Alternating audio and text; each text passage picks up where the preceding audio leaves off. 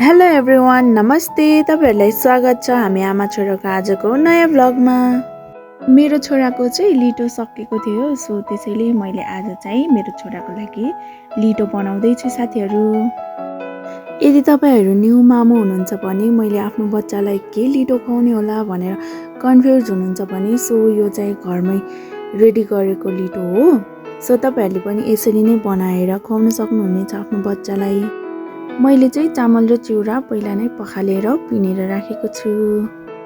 ओट्समा चाहिँ fibre, vitamin र खनिजहरू हुन्छन् जसले पाचन प्रणालीलाई स्वस्थ राख्न मद्दत गर्दछ। मखना, चामल, चिउरा र सुजीले चाहिँ बच्चालाई चाहिने ऊर्जा दिन्छन्। कोदोमा चाहिँ प्रशस्त मात्रामा आइरन र क्याल्सियम पाइन्छ जुन बच्चाको हड्डी र रगतको लागि चाहिँ एकदमै राम्रो मानिन्छ। चना र काजुमा प्रोटिन र अन्य खनिज पदार्थहरू त पाइहाल्छौँ जसले बच्चाको वृद्धि विकासको लागि एकदमै हेल्प गर्दछ। यो चाहिँ हो चिल्ली पेस्ट ओइल। मैले चाहिँ पहिला एकपल्ट बनाइसकेको थिएँ, त्यो चाहिँ सकेर फेरि अर्को पल्ट बनाएको। योसँग चाहिँ खाना एकदम मिठो हुन्छ, खाना बाहेक अरूसँग पनि एकदमै मिठो हुन्छ। साथीहरू तपाईहरु कसलाई मनपर्छ कर्कलो र खाना? मेरो चाहिँ फेभरेटै भनि नि भइहाल्यो है।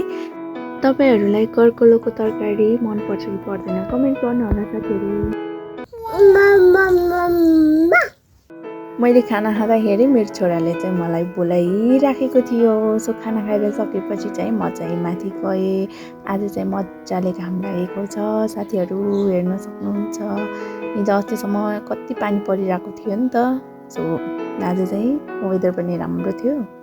सो मैले चाहिँ बाबुलाई बोकेर लिटो बनाउनतिर लागेँ साथीहरु। सुरुमा चाहिँ मैले सुजीलाई भुट्न लागेको छु। मैले चाहिँ यही ग्लासबाट 1.5 ग्लास नापेर राखेको छु। सुजीलाई चाहिँ कलर चेन्ज हुने बेलासम्म भुट्ने। चिउरा, चामल, ओट्स पनि मैले 1 ग्लास आधी राखेको थिएँ सबै गरेर। खाजा खाने बेला भएको थियो। बाबुलाई चाहिँ मैले चाउलो बनाउँदै यतातिर सुजीलाई भुट्दै गरेको छु साथीहरु। सुजीलाई निकालेर मैले ओट्स चाहिँ भुट्नलाई राखेँ। सो मैले बोक्दा बाबु चाहिँ सुतिसकेको थियो, त्यसैले मैले चाहिँ बाबुलाई कोठामा सुताएँ। भित्र गर्मी भएर म चाहिँ बाहिर हावा खानलाई गएँ। बाबुलाई बोकेर चाहिँ मेरो सोल्डर पनि दुखिरहेको थियो। ओट्स निकालेर मैले मखनालाई राखिदिएँ। मखनाको चाहिँ कालो पार्ट चाहिँ हाल्नु हुँदैन, सो तपाईले चाहिँ केलाएर हाल्नु होला। मखना चाहिँ एकछिन भुटेपछि तपाईहरुले यसलाई केलाउन पनि सक्नुहुन्छ। त्यसरी गर्दा चाहिँ राम्रोसँग निस्किन्छ पनि। मखना चाहिँ ओसिरहेको हुन्छ नि त, पिस्नलाई पनि सजिलो हुन्छ। मैले चाहिँ बिस्तारै पिन्दै छु। बाबु चाहिँ सुतिरहेको भएर उठ्छ कि भनेर बिस्तारै गर्दै छु। सबै सामग्रीहरूलाई चाहिँ पालो गर्दै मैले पिन्दै छु। मखना चाहिँ मैले लास्टमा पिनेको थिएँ। सो के इन्सिडेन्ट भयो होला भनेर तपाईहरु हेर्नु होला। भिडियो बनाउने चक्करमा साथीहरु यस्तोसम्म भयो।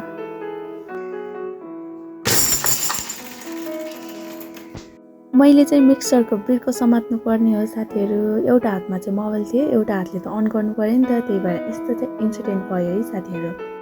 मैले चाहिँ सबै सामग्रीहरू मिक्स गरेर बट्टामा राख्न खोज्दैछु। यो बट्टामा चाहिँ नअटेर अर्को आइसक्रिमको बट्टामा पनि राख्दैछु।